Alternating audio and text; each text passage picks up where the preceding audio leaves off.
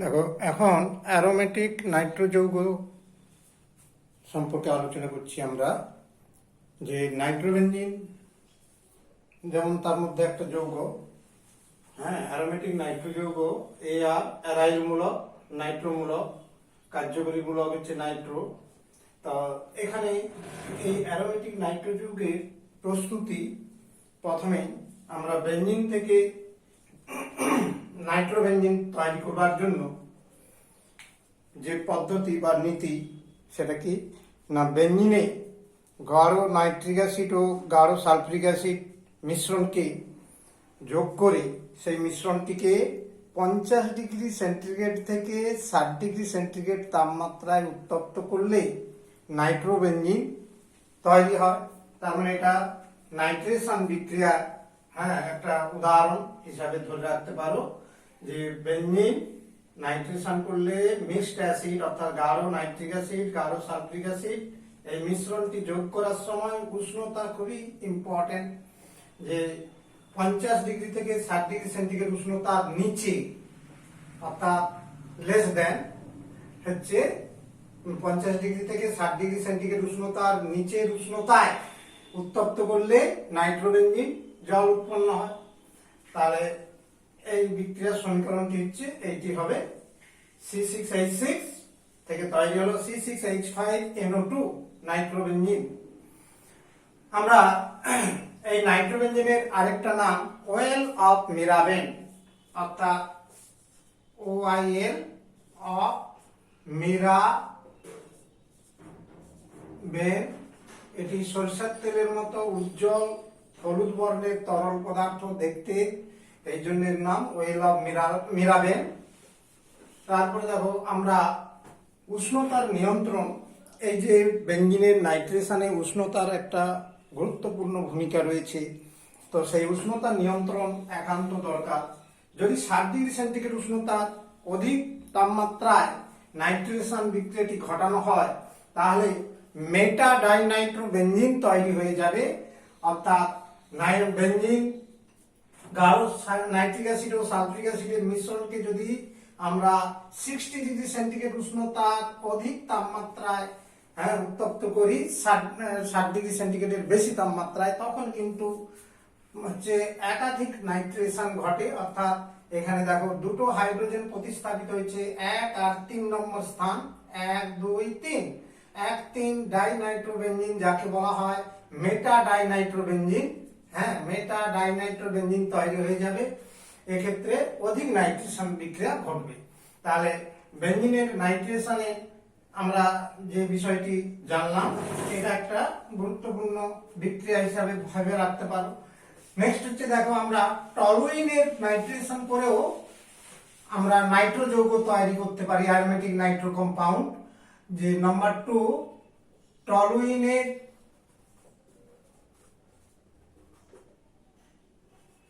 Nitration বিক্রিয়া।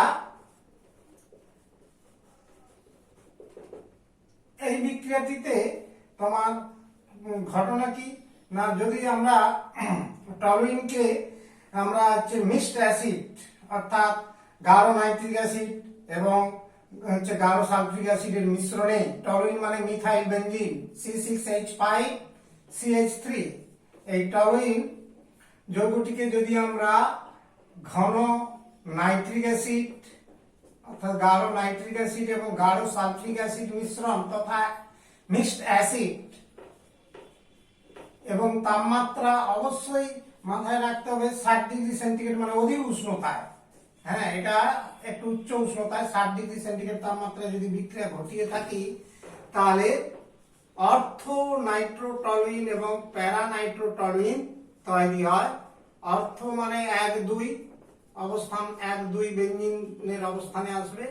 আর প্যারা নাইট্রোটলুইন অর্থাৎ 1 4 ডাইনাইট্রো বেনজিন।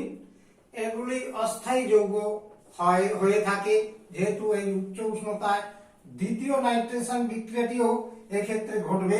অর্থাৎ দেখো, দুটো বিক্রিয়ার ক্ষেত্রে এই ঘটনা কি ঘটবে না, টলুইন এটা আরো নাইট্রেশন বিক্রিয়া ঘটে গিয়ে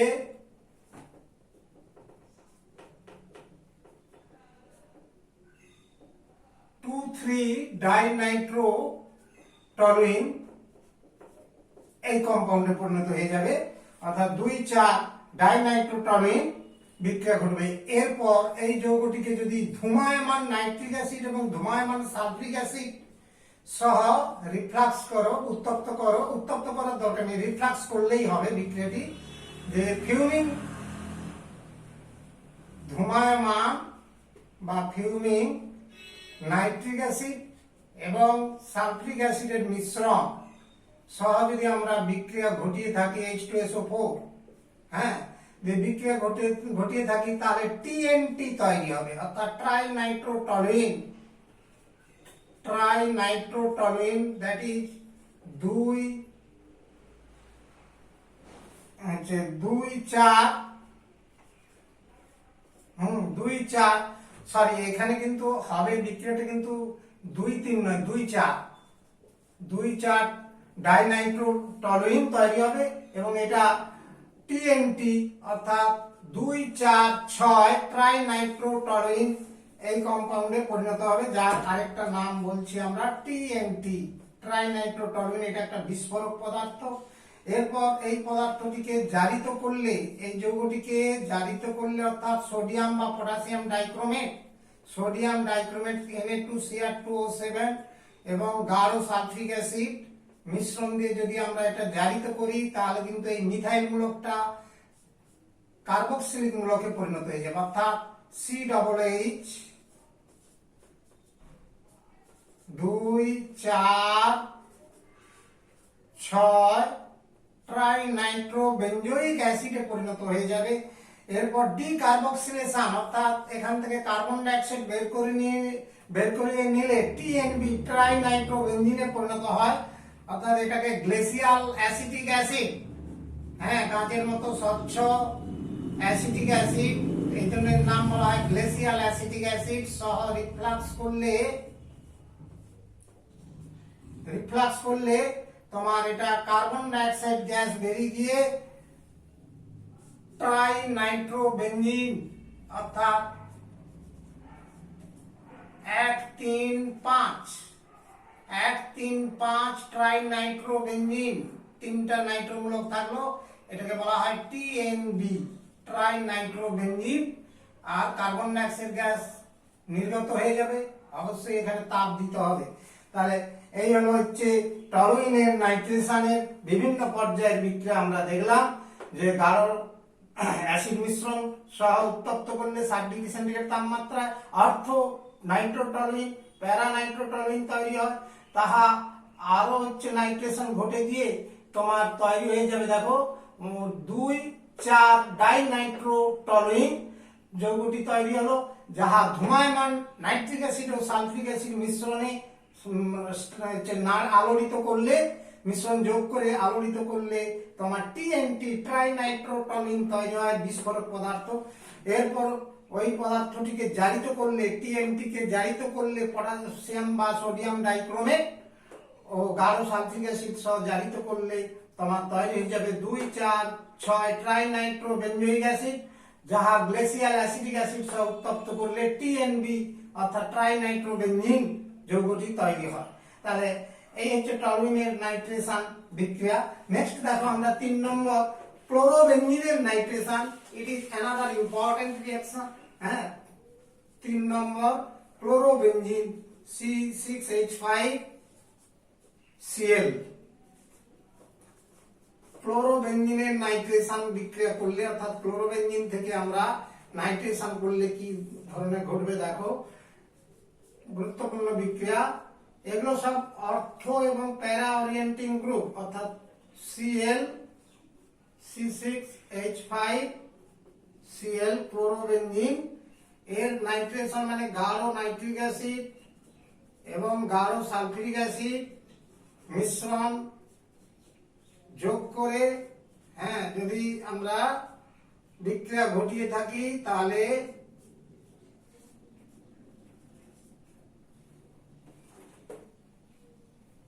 ক্লোরিন, হচ্ছে অর্থো নাইট্রো ক্লোরোবেনজিন এবং প্যারা নাইট্রো ক্লোরোবেনজিন, এই দুটো যৌগ তৈরি হয়।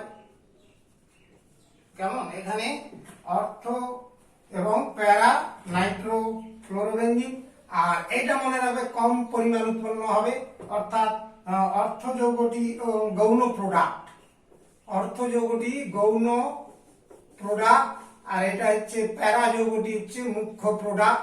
তার কারণ স্টেরিক হিন্ড্রেন্স বল ক্রিয়া করার জন্য বাধা জনিত, মানে স্থানাভাব জনিত বাধা কারণে তোমার হচ্ছে অর্থ যৌগটি হচ্ছে গৌণ product, that is minor product.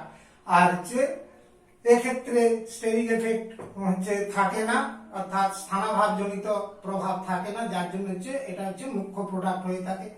Next হচ্ছে দেখো আমরা অ্যাসিটানিলাইডে নাইট্রেশন করতে পারি, অর্থাৎ অ্যাসিটানিলাইড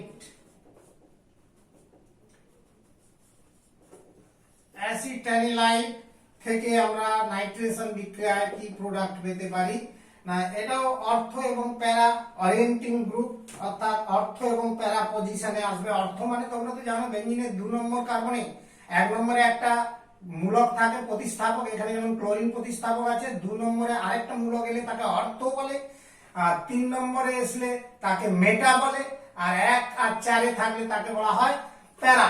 তাহলে অর্থ প্যারা হচ্ছে কম্পাউন্ড গুলো এইভাবে তৈরি হয়।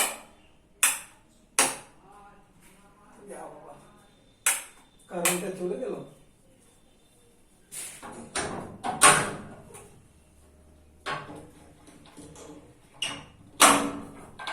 তাহলে এইভাবে দেখো আমরা অর্থ প্রোডাক্ট এবং প্যারা প্রোডাক্ট যৌগ তৈরি করতে পারি। তেমনি অ্যাসিটানিলাইডের বিক্রিয়ার ক্ষেত্রে আমরা দেখতে পারি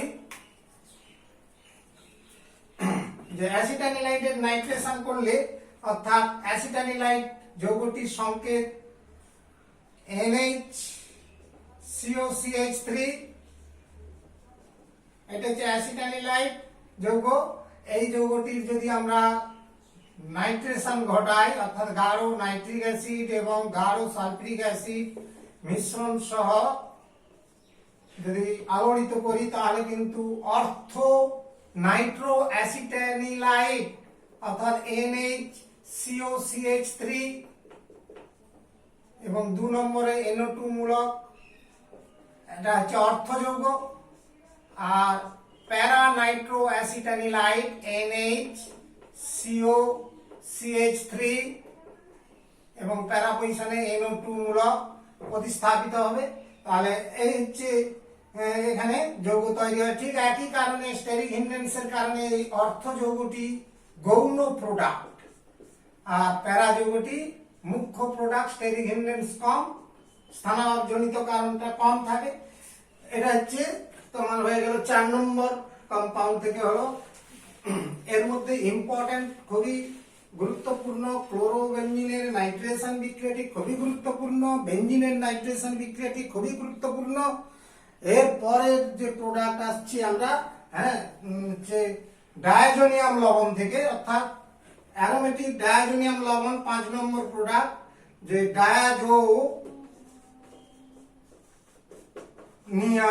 ডায়াজোনিয়াম যৌগ থেকে আমরা কিভাবে নাইট্রো বেনজিন তৈরি করতে পারি, এটা একটা খুবই গুরুত্বপূর্ণ product. Benzene diazonium chloride C6H5 একটা উদাহরণ হিসাবে দিচ্ছি, যেমন বেনজিন ডায়াজোনিয়াম ক্লোরাইড C6H5N2Cl, এটার নাম বেনজিন ডায়াজোনিয়াম ক্লোরাইড, একটা লবণ বা যৌগ ভাবতে পারো। এই বেনজিন ডায়াজোনিয়াম ক্লোরাইড যৌগটিকে প্রথমে ফ্লুওবোরিক অ্যাসিড HBF4 ফ্লুওবোরিক অ্যাসিড সহ যদি আমরা বিক্রিয়া করিয়ে থাকি, তাহলে হচ্ছে বেনজিন ডায়াজোনিয়াম ফ্লুওবোরেট অর্থাৎ C6H5 N2BF4 ফ্লুওবোরেট, এগুলো চার্জ হিসাবে থাকে। নাইট্রোজেনটা পজিটিভ চার্জ N2 প্লাস আর BF4 মাইনাস, ঠিক এখানেও Cl মাইনাস N2 প্লাস, এগুলো আয়নে হিসাবে থাকে। এরপর নাইট্রেশন বিক্রিয়া, ইট ইজ ইম্পর্টেন্ট বিক্রিয়া, খুবই গুরুত্বপূর্ণ বিক্রিয়া। কপার এবং সোডিয়াম নাইট্রাইট NaNO3 সহ যদি আমরা উত্তপ্ত করি তাহলে এই যৌগটি হয়ে যাবে তোমার nitrobenzene C6H5NO2 nitrobenzene plus BF3 boron trifluoride এবং হচ্ছে যাকে বলেছে সোডিয়াম ফ্লুরাইড NaF, এই যৌগ তৈরি হবে। It is very very important, আমি স্টার চিহ্ন দিলাম, খুবই গুরুত্বপূর্ণ রূপান্তর বিক্রিয়া হিসেবে করে রাখবে। নেক্সট দেখো আমরা অ্যানিলিন থেকে এক ধাপে বেঞ্জিনের রূপান্তর, এটাও একটা গুরুত্বপূর্ণ বিক্রিয়া। অ্যানিলিনের ওয়ান স্টেপিং রিঅ্যাকশন অর্থাৎ ওয়ান স্টেপ বিক্রিয়ায় কি করে আমরা নাইট্রোবেনজিন তৈরি করতে পারি। অ্যানিলিন C6H5NH2 এটা একটা প্রাইমারি অ্যারোমেটিক অ্যামিন। C6H5NH2 এই কম্পাউন্ডটা একটি প্রাইমারি অ্যারোমেটিক অ্যামিন তথা ক্ষারীয় যৌগ। এই ক্ষারীয় যৌগটিকে আমরা ওয়ান স্টেপ এক ধাপে, যেমন ট্রাইফ্লুরোপার অ্যাসিটিক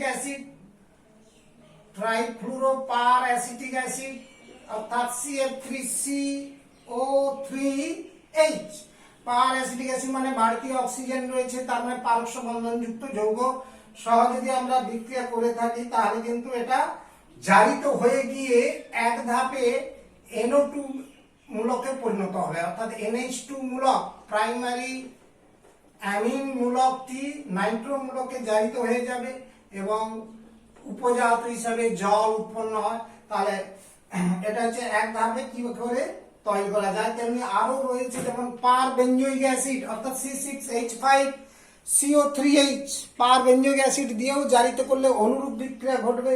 এছাড়া পার অ্যাসিটিক অ্যাসিড CH3CO3H দিয়েও জারিত করলেও একই প্রোডাক্ট পাওয়া যাবে। এই বিকারকগুলো যে কোনো একটা পার অ্যাসিড দিয়ে যদি জারিত করা হয় তাহলে এদের হচ্ছে অ্যানিলিন জারিত হয়ে গিয়ে আমার হচ্ছে নাইট্রোবেনজিনে পরিণত হবে। তাহলে নাইট্রোবেনজিন প্রস্তুতি তথা ওয়েল অফ মিরাবেলের প্রস্তুতি আমরা শেষ করলাম। নেক্সট হচ্ছে এর হচ্ছে প্রপার্টি তথা রাসায়নিক যে বিক্রিয়াগুলো মূলত আমরা এখানে আলোচনা করছি। ভৌত ধর্মগুলো খুব একটা নাই, কিন্তু সেগুলো তোমরা একটু পড়ে নেবে যদি পারো। আর রাসায়নিক ধর্ম কিন্তু আমাদের বোঝাতেই হবে। এখানে কেমিক্যাল প্রপার্টির মধ্যে বিশেষ করে এর অন্যতম প্রপার্টি হচ্ছে বিজারণ বিক্রিয়া। এই বিজারণ বিক্রিয়াটাই কিন্তু মেনলি এর রাসায়নিক বিক্রিয়া। মাথায় নেওয়ার চেষ্টা করবে যে মেন হচ্ছে বিজারণ ধর্ম তথা বিজারণ বিক্রিয়া। নাইট্রোবেনজিনের মেন বিক্রিয়া হচ্ছে বিজারণ বিক্রিয়া, এটাই হচ্ছে মেন হিসাবে করতে হবে। বিভিন্ন মাধ্যমে বিজারণ হয়ে থাকে, যেমন অ্যাসিড মাধ্যমে আমরা অ্যালিফ্যাটিক নাইট্রো কম্পাউন্ডের ক্ষেত্রে আমরা বিজারণ বিক্রিয়া দেখেছি। কাজেই সেখানে মাথায় রাখতে হবে যে আমরা অলরেডি এই ধরনের বিক্রিয়া আগেই জেনে রেখেছি। সেক্ষেত্রে কি হয়েছিল হচ্ছে প্রাইমারি অ্যামিন তৈরি হয়েছিল অ্যালিফ্যাটিক যৌগের ক্ষেত্রে। ঠিক আমরা এখানেও অ্যাসিড মাধ্যমে যে বিজারণ একই রকম প্রোডাক্ট পাবো, যেমন নাইট্রোবেনজিন।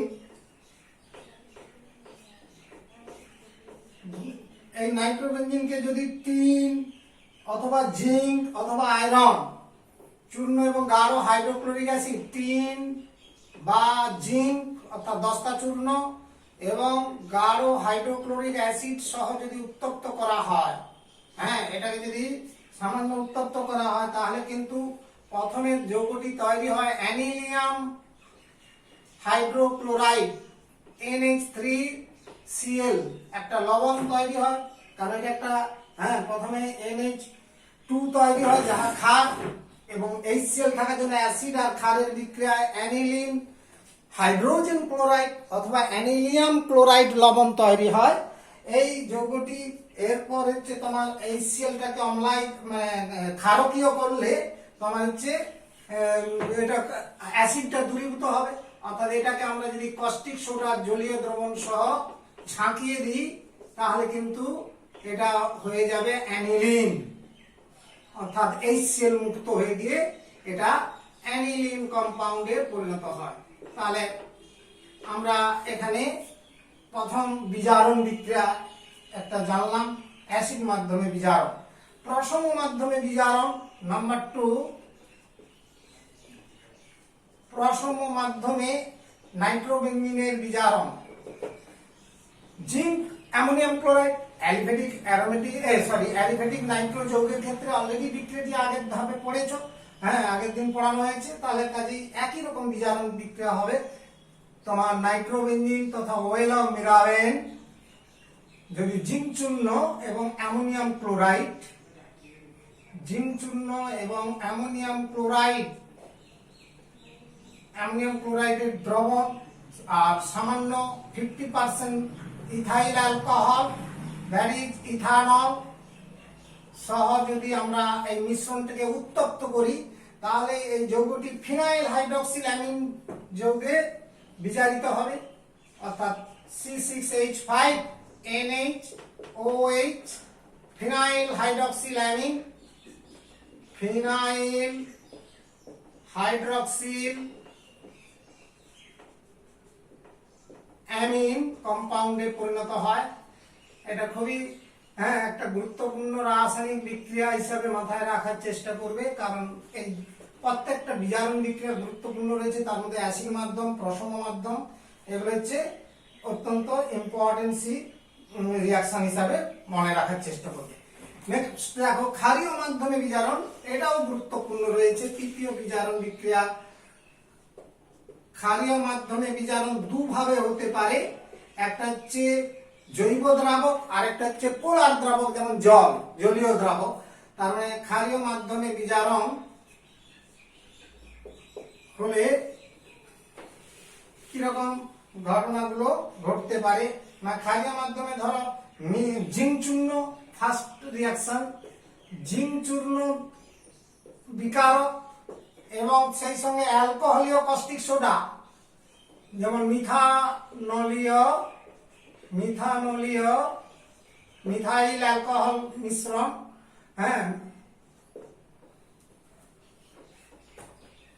ক্ষার দ্রবণ দ্বারা যদি আমরা বিজারণ করি তাহলে আমার কি ধরনের বিজারণ ঘটতে পারে না, জিঙ্ক চূর্ণ ও মিথানলীয় কস্টিক সোডা দ্রবণ দিয়ে যদি বিজারণ করি প্রথমে অ্যাজোক্সিবেনজিন পরে অ্যাজোবেনজিনে পরিণত হয়। তাহলে দেখো আমরা আবার রিঅ্যাকশন সমীকরণটা লিখছি যে নাইট্রোবেনজিন C6H5NO2, নাইট্রোবেনজিনকে আমরা জিঙ্ক চূর্ণ এবং মিথানল যুক্ত কস্টিক সোডা অর্থাৎ মিথানল দ্রাবকে কস্টিক সোডাকে দ্রবীভূত করলে তোমার সেটাই হয়ে যাবে মিথানলীয় কস্টিক সোডা। এক্ষেত্রে যদি আমরা বিজারণ করে থাকি তাহলে কি ঘটবে না অ্যাজোক্সিবেনজিন, অ্যাজোক্সি মানে ডাবল বেনজিন বলয় আসবে। বেনজিন বলয়টাকে আমি অনুভূমিক সারিতে লিখলাম আর N ডাবল বন্ড N এটা অ্যাজোমূলক,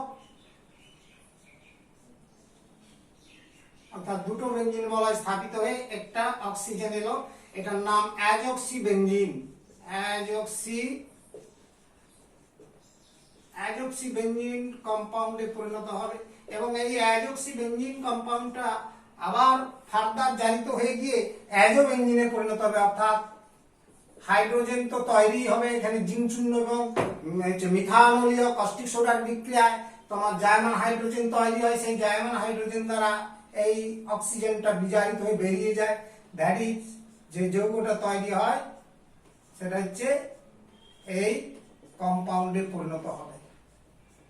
অর্থাৎ যৌগটার নাম হলো অ্যাজোবেনজিন। তাহলে অ্যাজোবেনজিন কম্পাউন্ড তৈরি হয় আর জল উৎপন্ন হবে। তার মানে এখানে দুটো জায়মান হাইড্রোজেন প্রোডাক্টে অংশগ্রহণ করবে।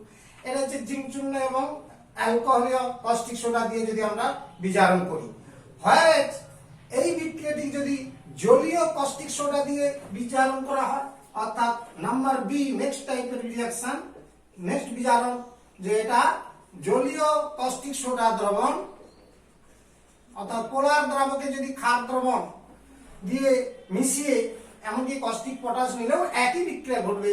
তার মানে এক্ষেত্রে অ্যালকোহলীয় দ্রাবকটি বাদ দিয়ে যদি আমরা জলীয় কস্টিক সোডা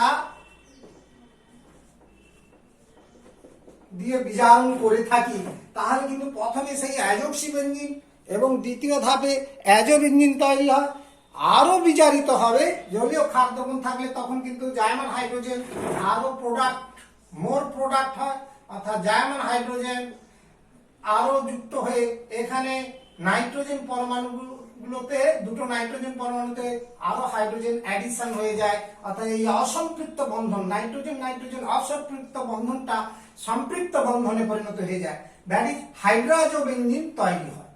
দুটো বেনজিন বলা হয় NH NH। তার মানে জলীয় দ্রবণে বিক্রিয়াটা এক ধাপ বাড়বে, ফার্দার বিজারিত হয়ে এই শেষ যৌগ হিসাবে হাইড্রোজোবেনজিন উৎপন্ন হবে। তাহলে দেখো আমরা বিজারণ বিক্রিয়া খুবই গুরুত্বপূর্ণ, অ্যাসিড মাধ্যম, পশম মাধ্যম এবং ক্ষারীয় মাধ্যম প্রত্যেকটা বিক্রিয়া ইম্পর্টেন্ট। এখানে স্টার চিহ্ন দিলাম, তৃতীয় ধাপের যে বিক্রিয়া এটা জানলাম। এই যে বিক্রিয়া, এছাড়া আমরা অনেক সময় লিথিয়াম অ্যালুমিনিয়াম হাইড্রাইড দিয়ে যদি বিজারণ করি, হ্যাঁ, লিথিয়াম অ্যালুমিনিয়াম হাইড্রাইড নেক্সট বিজারণ। 4 নম্বর বিজারণে আসছি আমরা। যদি লিথিয়াম অ্যালুমিনিয়াম হাইড্রাইড দ্বারা বিজারণ করি, তাহলে কিন্তু অ্যাজোবেনজিন তৈরি হবে। দ্বারা বিজারণ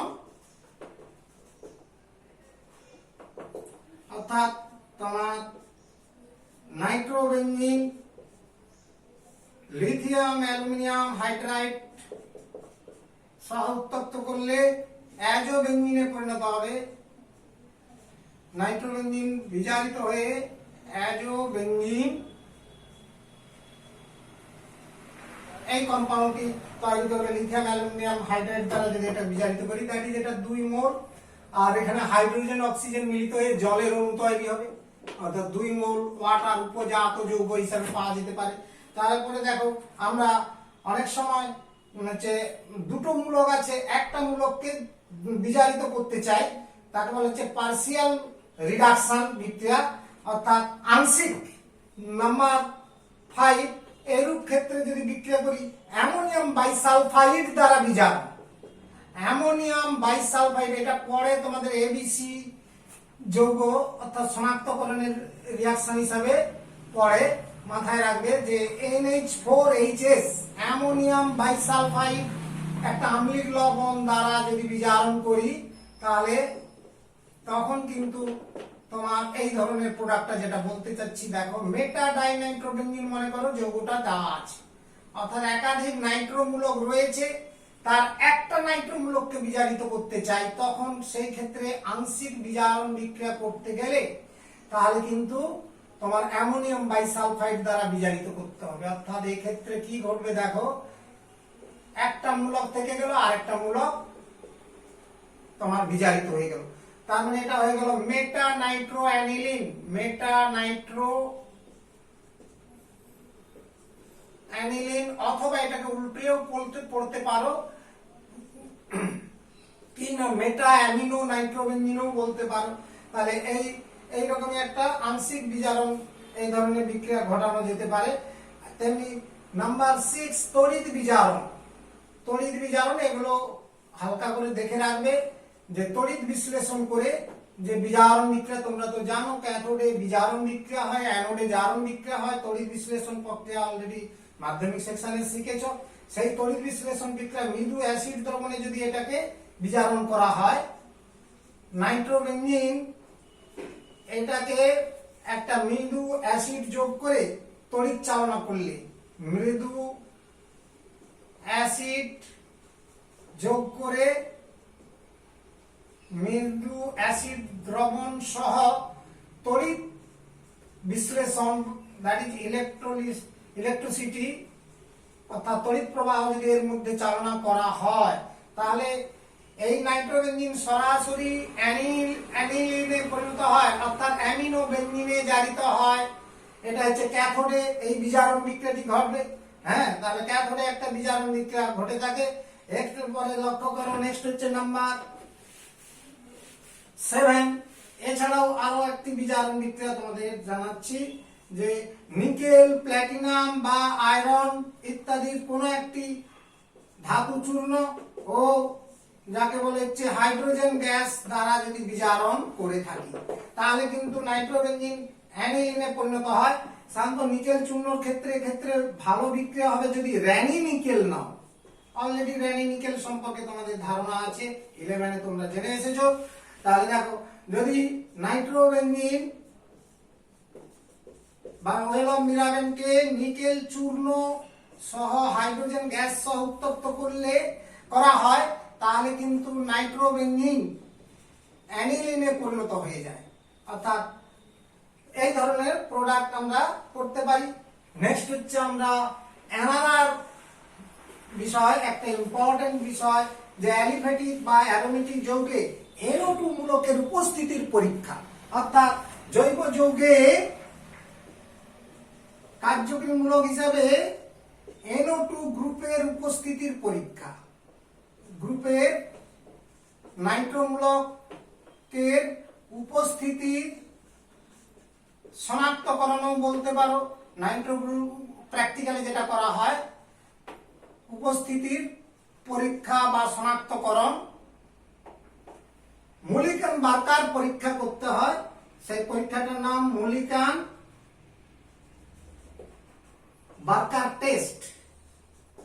মূলিকান বার্কারের পরীক্ষা একটা টেস্ট টিউবে, হ্যাঁ, সামান্য একটি টেস্ট টিউবে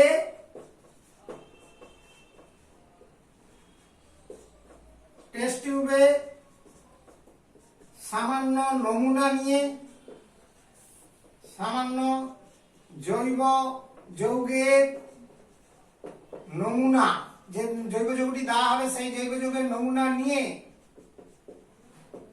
ওর মধ্যে প্রথমে জিঙ্ক চূর্ণ,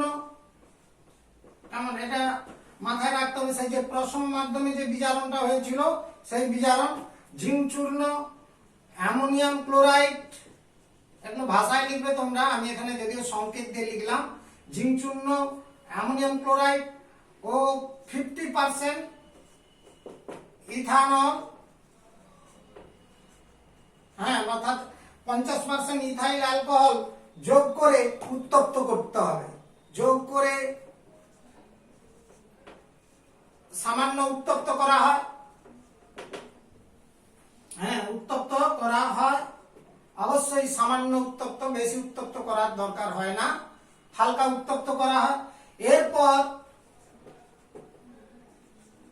এরপরে ওর মধ্যে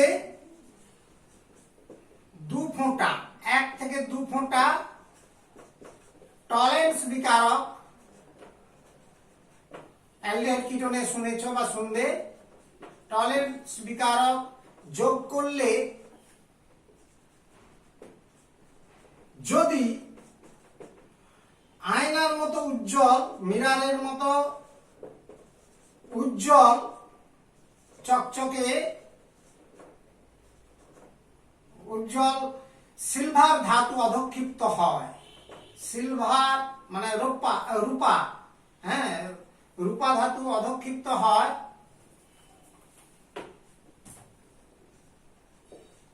ধাতু অধক্ষিপ্ত হয়,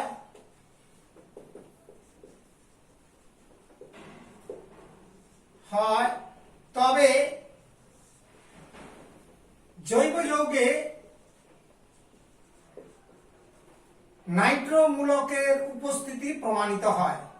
নাইট্রোমূলক বর্তমান, কেমন জৈব যৌগতে কার্যকরীমূলক হিসেবে NO2 মূলক আছে বলে ধরা হবে। যেমন বিক্রিয়াটি তাহলে কেমন ধরনের হতে পারে, ধরো নাইট্রোমূলক আছে এমন একটি যৌগ তোমার নাইট্রোবেনজিন। যে কোনো অ্যারোমেটিক বা অ্যালিফেটিক যৌগে NO2 মূলক থাকলেই মূলিকার মার্কার পরীক্ষায় সফল হবে, অর্থাৎ মূলিকার মার্কার পরীক্ষাটি পজিটিভ হবে। তাহলে এটা আমরা প্রথমে কি করেছিলাম, জিঙ্ক চূর্ণ, অ্যামোনিয়াম ক্লোরাইড দ্রবণ এবং 50% ethyl alcohol, that is ethanol দিয়ে উত্তপ্ত করেছিলাম, যেটা হয়েছিল ফিনাইল হাইড্রক্সিল্যামিন NaOH, ফিনাইল হাইড্রক্সিল্যামিন। এরপরে টলেন্স বিকারক, যেটাকে সংক্ষেপ লেখা হয় Ag2O সহ সামান্য গরম করলে তোমার নাইট্রোসোবেনজিন NO, নাইট্রোসোবেনজিন প্লাস সিলভার ধাতু অধক্ষিপ্ত হয়েছিল। এই হচ্ছে সিলভার ধাতু অধক্ষিপ্ত হয়েছিল আর জল উৎপন্ন হয়। এখানে হচ্ছে এই বিক্রিয়াটা হচ্ছে মূলিকার মার্কারের পরীক্ষা, আর এই পরীক্ষা দ্বারা আমরা জৈব যৌগে নাইট্রোমূলকের উপস্থিতির প্রমাণ করতে পারি।